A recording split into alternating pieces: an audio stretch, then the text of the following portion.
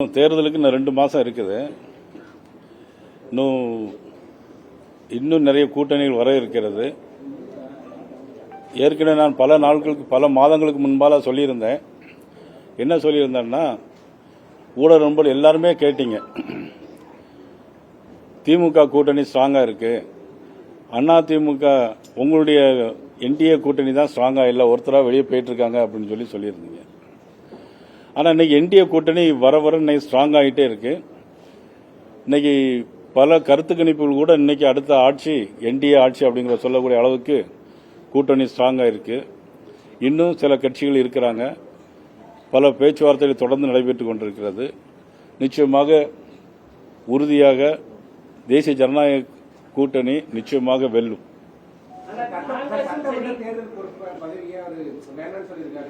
இது என்ன காரணம்? உட்கட்சி பூசலா இல்ல உண்மையாலுமே அப்பாவோட உடல்நிலை சரியில்லைங்கிறத காரணம் ஏற்றுக்க முடியுமா? அதாவது இது சட்டமன்ற பொறுப்பு யாருக்கும் கிடையாது. இது எப்படின்னா ஒரு இந்த தேர்தல் வரைக்கும் ஆய்வு எப்படின்னாக்கி, மாநிலத்தில் உள்ள முக்கியமான தலைவர்கள் அந்தந்த சட்டமன்றத்திற்கு போய் அவர்கள் அங்க இருக்க பிரச்சனைகள் என்னன்னு பார்த்து அது சரி பண்ண வேண்டும் என்பதற்காகத்தான் இது நிரந்தரமான பெர்மனண்டான போஸ்ட் ஒன்றும் இல்லை. எல்லாருக்குமே ஒவ்வொரு பொறுப்பு கொடு, 4 தொகுதி 5 தொகுதி பொறுப்பு கொடுத்துங்க. வழக்கமாக இப்போ புரட்சி தலைவர் அம்மா இருக்கும்போது நான் என்னன்னா, எனக்கு 5 மாவட்டம் கொடுத்துருந்தாங்க. புதுக்கோட்டை, சிவகங்கை, கிருஷ்ணகிரி, தருமபுரி, வேலூர். எங்களுடைய வேலை என்ன, அங்கே போய் என்னென்ன பணிகள் இருக்கு, என்னென்ன செய்யணுங்கிறத பொறுப்பு.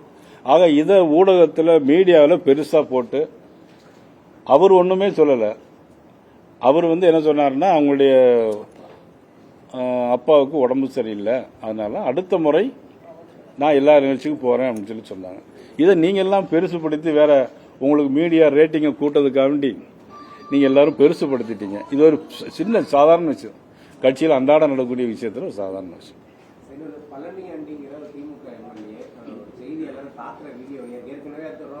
அவர் வரவேலாம் சொல்லியிருந்தாங்க. இப்போ ஆதாரமா தாக்குற வீடியோலாம் வெளியே இருக்கு.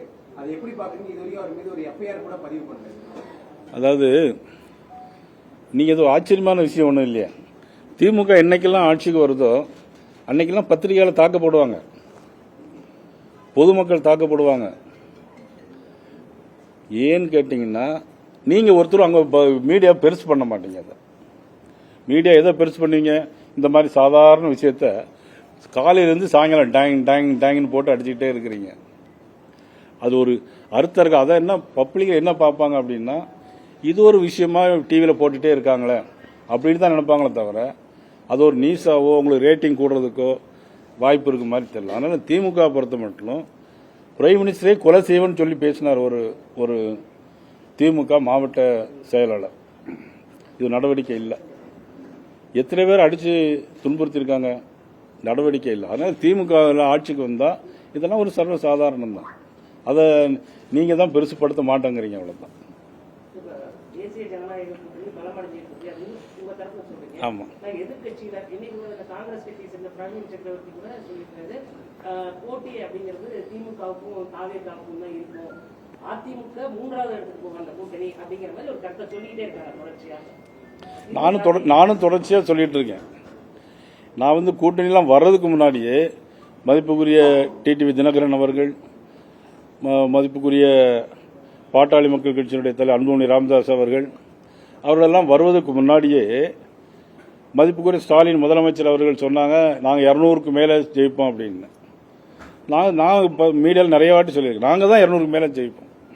இன்னைக்கு கருத்து கணிப்பெல்லாம் இன்னைக்கு ஒரு டிவியில் மற்றெல்லாம் தனியார் கருத்து கணிப்பெல்லாம் வந்திருக்கு. அதில் பார்த்தீங்கன்னா இன்னைக்கு 180 இடங்கள் என்டிஏ கூட்டணி ஜெயிக்கும் அப்படின்னு சொல்லியிருக்கிறாங்க.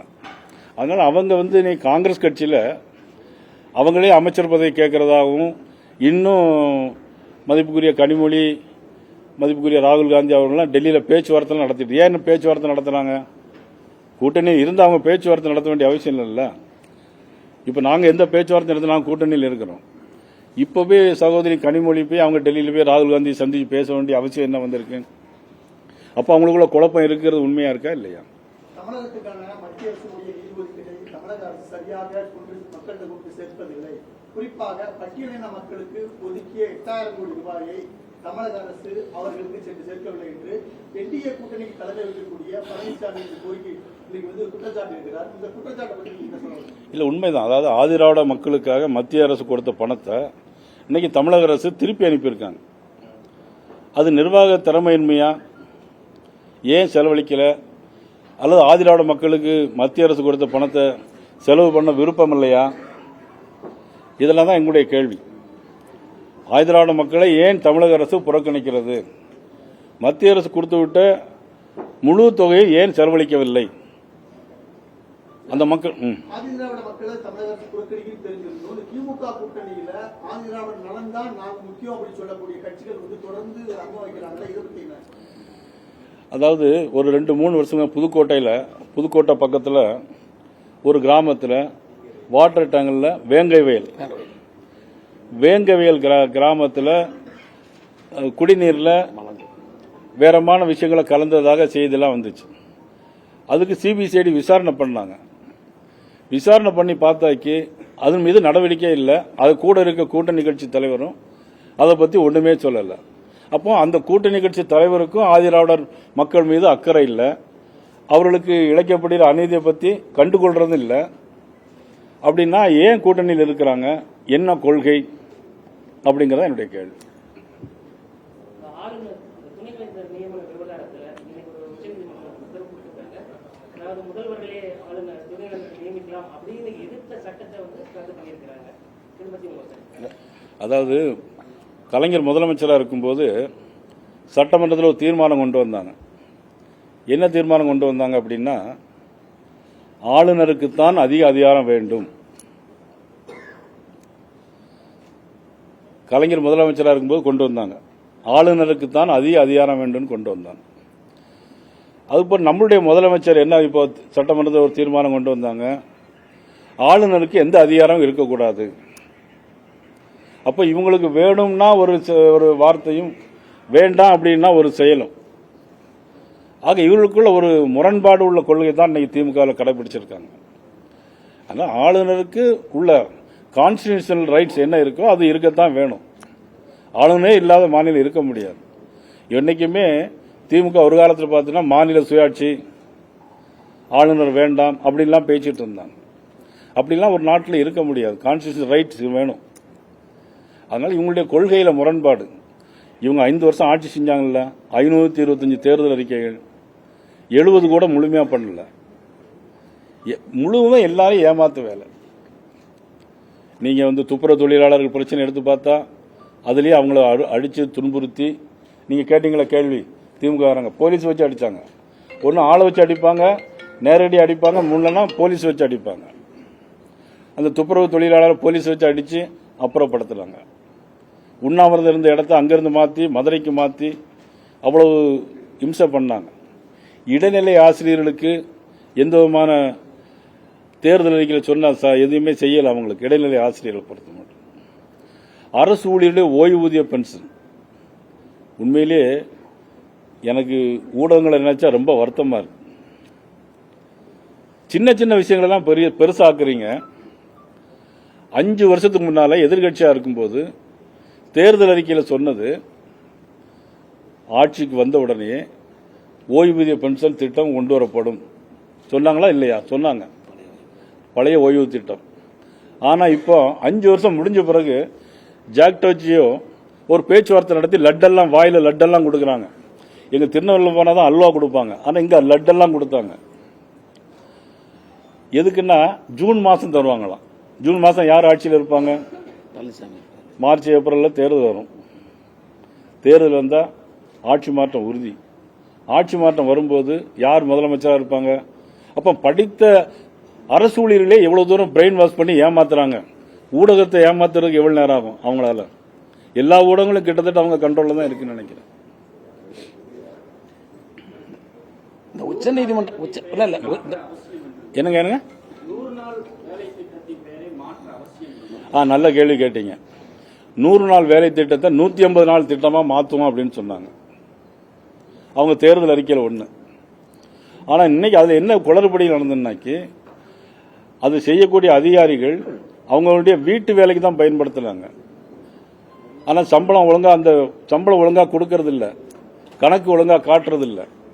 ஆனால் இப்போ அந்த திட்டத்தை அப்படியே மாற்றி 100 நாளுங்கிறத 125 நாளாக இன்னைக்கு மத்திய அரசு அறிவிச்சிருக்கு. இதில் என்னன்னா காலையில் ஒருத்தர் ஃபிங்கர் பிரிண்ட் வச்சு தான் போகணும். பயோமெட்ரிக் மூலமாக ஃபிங்கர் பிரிண்ட் யாரும் ஏமாற்ற முடியாது. திமுக காரங்க ஏமாத்துறங்கிறதுனால தான் அதை அப்படி மாற்றி கொண்டு வந்திருக்காங்க.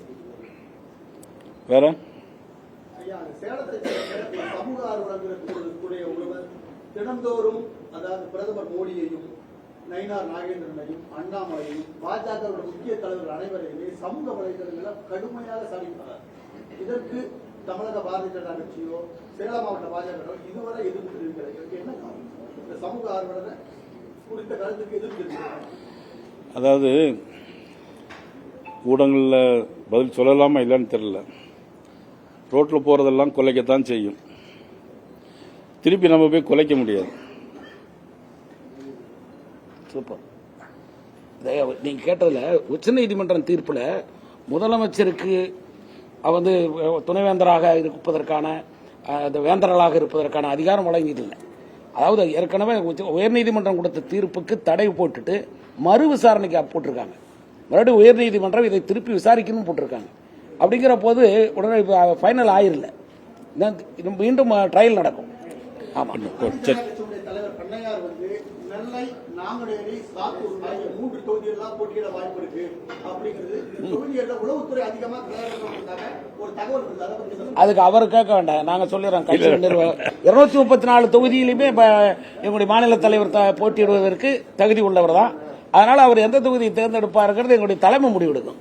அதாவது சினிமாவில் எப்படி வேணாலும் நடிக்கலாம்.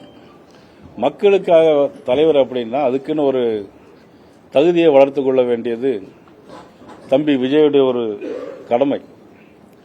அதாவது ஆடலாம், தியேட்டரில் ஆடலாம், அது வேற விஷயம். ஆனால் ஒரு கட்சி தலைவராக இருந்துட்டு கட்சியுடைய ஆண்டு விழாவில் ஆடுறது தான் உங்களுடைய கொள்கை அப்படின்னா இவங்கெல்லாம் நாளைக்கு மக்களுக்காக என்ன செய்ய முடியும்? இவங்களால எதையுமே இவங்களால நல்லது செய்ய முடியாது. ஒரு கூட்டத்தை கூட்டலாம், அவ்வளவுதான். எல்லாரும் புரட்சி தலைவர் எம்ஜிஆர் ஆக முடியாது.